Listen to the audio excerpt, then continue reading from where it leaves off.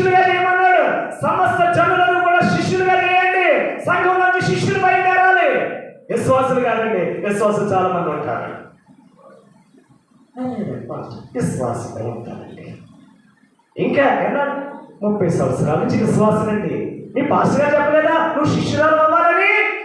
మీ pastor గారు చెప్పలేదా నువ్వు శిష్యుడు అవ్వాలని? ఎక్కడికి వెళ్తున్నావు? సువార్త ప్రకటన. ఎవరు చెప్పాడు? నేనే ప్రకటించాలి. ఎవరు ప్రకటించండి? నేనే ప్రకటించాలి. ఇప్పుడు వెళ్తాం, లక్ష్మణ్ బాబు గారు, మరి యోసేఫ్ గారు, మరి పక్కకి వెళ్తాం. వాళ్ళు ఏం కాదు, ఆయన వాక్యం చెప్తే నేను కూర్చుని పెట్టాను. ఆయన వాక్యం చెప్తే నేను కూర్చుని పెట్టాను.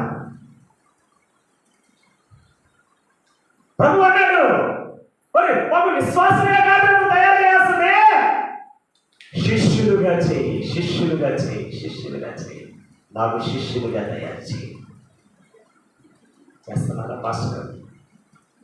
పాస్టర్ గారికి ఎంత స్వార్థం వచ్చేసిందంటే ఈ రోజున నా తర్వాత నా కొడుకే సేవ చేయాలి. ఏం చేయాలి? నా తర్వాత నా కొడుకే సీఎం అవ్వాలి అని సీఎం గారు అనుకుంటున్నట్టుగా నా తర్వాత ఎవరు చేయాలి? సేవ చేయాలట.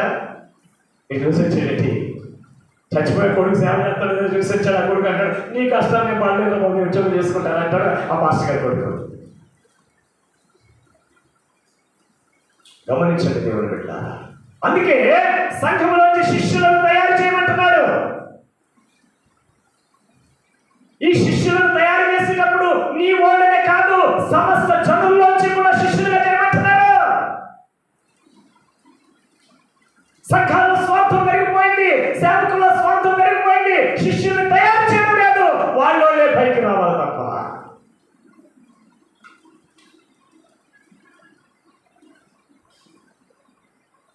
అందుకే పక్షిరాజు ఎక్కడికెక్కడ అని చేస్తా ఉన్నాడు.